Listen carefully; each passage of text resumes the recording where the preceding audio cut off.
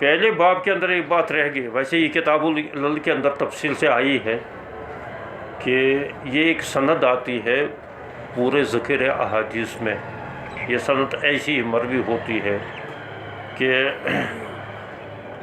اصل یہ سند وابستہ ہے ایک صحیفے کے ساتھ، ایک صحیفہ صادقہ. یہ شروع میں مطلب وہ ابتدا کے اندر بھی کہا جاتا ہے کتابت حدیث کے سلسلے میں. اس وقت بھی یہ شاید میں نے بھی بتایا یا دوسروں نے بھی بتایا ہوگا کہ یہ حضرت عبداللہ بن عمرو بن عاص رضی اللہ تعالیٰ عنہ کا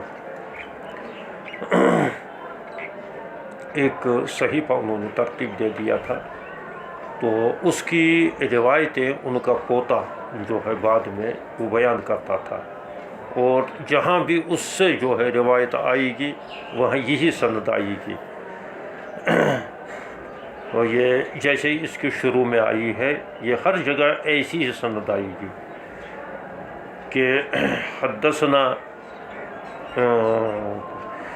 قتیبہ تو حدثنا لیث عن ابن عجلان. یہاں تک تو سندیں مختلف ہو سکتی ہے، کوئی بھی کر سکتا ہے، لیکن بعد میں یہ ایسی آتی ہے عن عمرو بن شعیب عن ابیہ عن جدہ عن رسول اللہ صلی اللہ علیہ وسلم. یہ سند واحد سند یہاں سے عن عمرو بن شعیب عن ابیہ عن جدہ ایسی ہی آتی ہے، جہاں بھی آئے گی ویسی ہی آئے گی. تو اس سلسلے میں یہ ہے کہ تمام جگہ جہاں ان ابیہ ان جدہ آتا ہے، اس کے علاوہ وہاں جو ہے ان ابیہ مثلا ہم کہیں گے قال زید ان ابیہ ان جدہ، یا یوں کہیں گے قال زید ان ابیہ محمد ان جدہ. تو اس وقت یہ ضمیر جو ہوگا ان ابیہ یہ زید ہی کی طرف لوٹے گا. اس نے اپنے والد سے، یعنی زید نے اپنے والد سے، جو بھی اس کا والد ہو، فرض کرو محمد ہے اس کا والد، تو وہ اپنے والد سے کہا ان جدہ، وہ جو اس کا جد یعنی اس کا جو ہے باپ، وہ جو اس کا باپ ہے محمد، وہ ان جدہ وہ زید کے جد سے دادا سے روایت کرتے ہیں. یہ مطلب ہوتا ہے، یہ نہیں ہے ان جدہ اس کے دادے سے روایت کر لیتے ہیں، یعنی اپنے باپ کے دادے سے. بظاہر تو ایسا ہی لگ رہا ہے لیکن یہ ایسا نہیں ہوتا ہے. ہوتا یہ ہے کہ جو اصل راوی ہوتا ہے اس کے ان ابیہ کی ضمیر بھی جو ہے اسی کی طرف لوٹ رہی ہے، اور ان جدہ کی ضمیر بھی اسی کی طرف لوٹ رہی ہے. اصول دستور یہ ہے، اور جہاں بھی اس قسم کی اس سند کے علاوہ آئے گی وہاں ایسا ہی آئے گا. لیکن اس کے اندر انتشاری ضمیر ہے. یہاں جو ہے روایت کر لیتے ہیں عمر بن شعیب ان ابی سے، اس کا مطلب یہ ہے کہ عمر روایت کر لیتے ہیں کس سے؟ شعیب سے. عمر بن شعیب ان ابی ہے، وہ اپنے والد سے. تو والد کون ہے اس کا؟ شعیب. ان جدی ہی اس اصول کے مطابق جدی ہی کی ضمیر بھی کس کے طرف لوٹنا چاہیے؟ عمر کی طرف لوٹنا چاہیے کہ وہ اپنے جو ہے دادا سے کر رہے ہیں، یعنی جدی اپنے دادا سے، یعنی عمر اپنے دادا سے کر رہے ہیں. ان جدی ہی اپنے دادا، تو دادا کون ہوگا اس کا؟ یعنی شعیب کا باپ عمر بن عاص. تو اس سے کرنا چاہیے. لیکن یہاں ایسا نہیں ہے. یہاں ہے ان جدی ہی، یہ ضمیر لوٹ رہی ہے شعیب کی طرف، یا عمر کی طرف نہیں لوٹ رہی، بلکہ کس طرف لوٹ رہی ہے؟ شعیب کی جد سے. یہ شعیب کی جد سے روایت کر رہے ہیں. اس کی وجہ کیا ہے؟ شعیب کی جد سے کیوں کر رہے ہیں؟ یہاں کی ضمیر کا انتشار ہوا کیونکہ شعیب کا باپ جو ہے، یعنی وہ جو ہے عمر کی طرف ضمیر لوٹتی تو وہ اس کے اپنی جد سے کر لیتے، تو اس کا مطلب ہے شعیب کے باپ سے کر لیتا وہ. لیکن شعیب کا باپ جو ہے اس کا نام ہے محمد، وہ کوئی راوی ہے ہی نہیں، اسے کوئی حدیث مروی ہے ہی نہیں. البتہ شعیب جو ہے اس کا وہ بیٹا جو ہے وہ محدث تھا. تو اس وجہ سے یہاں جو ہے جدی ہی کی ضمیر عمر کی طرف نہیں لوٹی گئی، کہ وہ اپنی جد سے کر رہے ہیں یعنی شعیب کے باپ سے، بلکہ یہاں مراد ہوگا کہ شعیب کر رہے ہیں ان جو ہے یہ شعیب کے جد سے، اور شعیب کا تو باپ کا نام تھا محمد، اور وہ شعیب اپنے دادا سے کر رہے ہیں، اور ان کے دادا کا نام تھا حضرت عمرو بن عاص، ان کے دادا کا نام تھا عمرو بن عاص، عبداللہ بن عمرو بن عاص، ان کا دادا کا نام تھا عبداللہ بن عمرو بن عاص۔ تو لہذا یہ سند معتبر بھی ہے یا نہیں ہے؟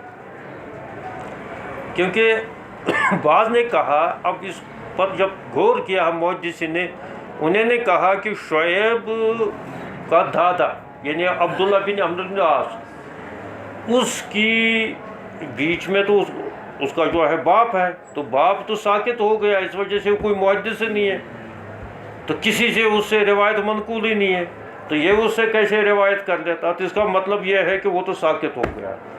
اب اس کا جو ہے شعیب کا دادا جو تھا حضرت عبداللہ بن عمرو بن عاص، تو وہ تو جلیل القدر صحابی رہے، اور ان سے بہت سارے روایتیں مروی ہیں، تو اس وجہ سے شعیب کی لقاء ہی نہیں ہے اس سے ثابت اپنے دادا سے، تو لہٰذا یہ روایت جو ہے منقطع ہو گئی ہے، تو اس وجہ سے یہ روایتی معتبر نہیں ہے۔ یہ تو بعض محدثین پھر یہ روایت کیسے بیان کرتے ہیں؟ یہ کہتے ہیں کہ اصل تو لقاء تو اس سے ثابت نہیں ہے، یہ ان کے وہ صحیفہ صادقہ جو تھا، جو حضرت عبداللہ بن عمرو بن عاص رضی اللہ تعالیٰ نے مرتب کیا تھا، وہ ایک ڈائری ہے کاپی، تو اس ڈائری اور کاپی سے یہ جو ہے روایتیں کرتا تھا، نقل کرتا تھا احادیث کو، البتہ خود اس نے ان سے کوئی روایت نہیں سنی ہے، کیونکہ اگر کچھ روایتیں سنی ہو، باقی اگر پھر ان کی کاپی سے بھی کر لے تو اس میں یہ امکان ہوتا ہے کہ انہوں نے وہ جو ہے نا جس کو مناولہ کہتے ہیں، اور مناولہ معتبر ہے کہ انہوں نے بعد میں کچھ روایتیں اس سے سنی ہو، اور بعد میں کچھ روایتیں جو انہوں نے لکھ کر ان کو دے دی ہو کہ جا کر تم اجازت دی ہو کہ تم جو ہے ان سے جو ہے بیان کر لینا، ان حدیث کو بیان کر لینا، تو وہ مناولہ کی قسم ہے، اور مناولہ کی بات پہلے آ چکے ہیں کہ مناولہ جو ہے صحیح ہے، معتبر ہے محدثین کے نزد۔ لیکن جب لقاء ہی نہیں، اور لقاء جب نہیں ہے تو سماع کہاں سے ہوگا؟ جب سماع ہی نہیں ہے تو اب جو ہے ان کے صحیفہ صادقہ سے اس کی روایتیں بیان کر لینا، تو وہ کرتا تو تھا لیکن وہ محدثین کے نزدیک معتبر نہیں ہے، اس وجہ سے یہ کیونکہ اس میں انقطاع پایا جاتا ہے۔ یہ آیا سمجھ میں؟ تو اس منع کر کے بعض محدثین نے اس کو کہا، جیسے یہاں آیا ہے کہ ایک محدث نے یہ کہا کہ یہ تو واہیات ہے۔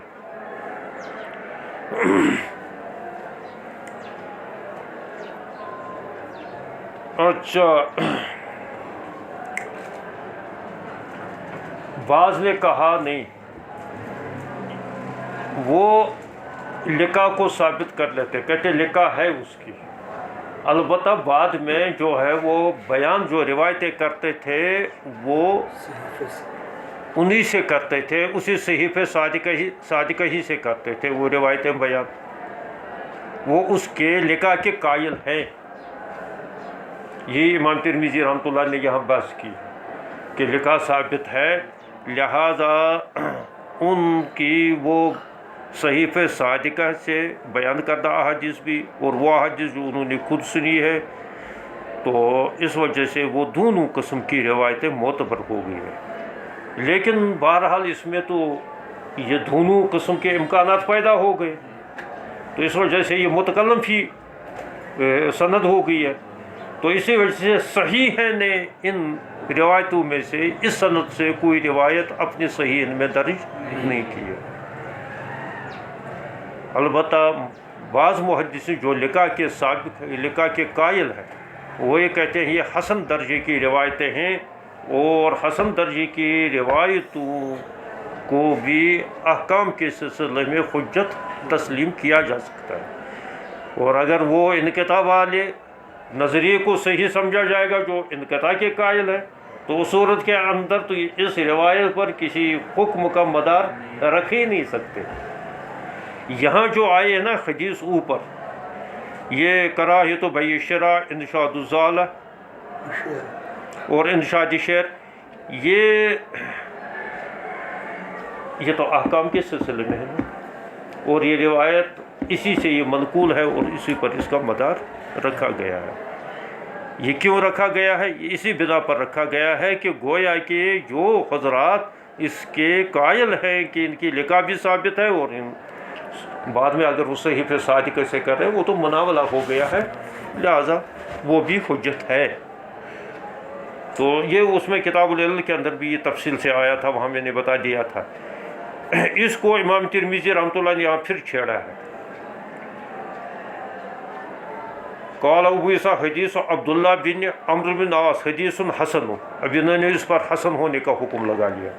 عمرو بن شعیب ہوا ابن محمد ابن عبداللہ بن عمرو بن العاص، اب آیا نا یہ واسطہ، یعنی شعیب جو ہے یہ بیٹا ہے محمد بن عبداللہ بن عمرو بن العاص کا۔ قال محمد بن اسماعیل، میں امام بخاری فرماتے رأیت احمد و اسحاق و ذکر غیرہما یحتجون بحدیث عمرو بن شعیب، یہ اسی طرف اشارہ ہے کہ اس کو حجت مانتے تھے، یعنی لقاء کو ثابت مانتے تھے، وہ انقطاع کے قائل نہیں تھے۔ خود امام بخاری بھی اور جو ہے امام احمد بن حنبل بھی اور امام اسحاق بن راہوی بھی۔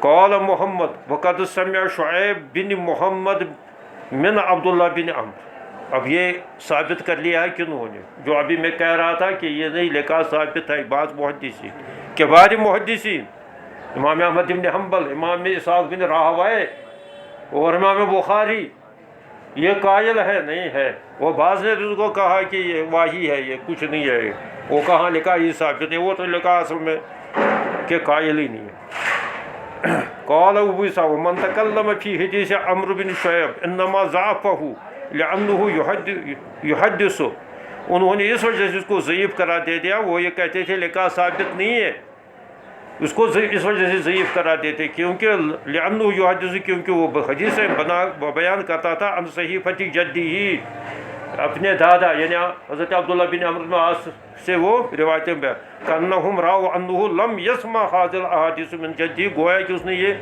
حدیثیں سنی ہی نہیں ہے اپنے دادا سے۔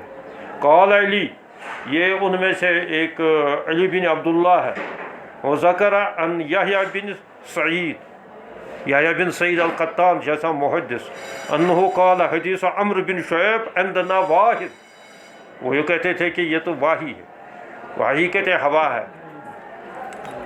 مطلب بے بنیاد، واہی کا ترجمہ ہے بے بنیاد، وہ لقاء ہی ثابت نہیں ہے، اس نے اس کے اپنے دادے کی کتاب پائی، کاپی پائی اور اسے جو حدیث بیان کرنا شروع کر لی ہے، تو محدثین کے یہاں تو وہی حدیث معتبر ہوگی کہ جس میں کم از کم سما بھی لقاء بھی ثابت ہو، اور پھر اگر مناولہ تو ہوگا تو مناولہ بھی معتبر ہوگا، لیکن جب لقاء ہی نہیں تو مناولہ کہاں سے ہوگا؟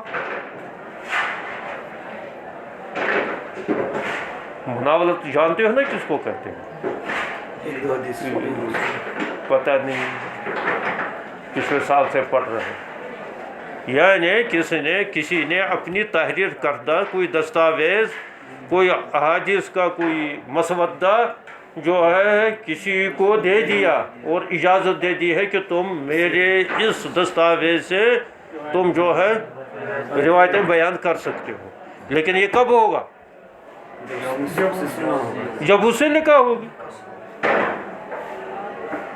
یہاں سے ہوگا کہ وہ میرے بیٹے کا بیٹا پیدا ہوگا تو میں اس کے لیے ایسا کر رہا ہوں، ایسے تھوڑی ہوگا۔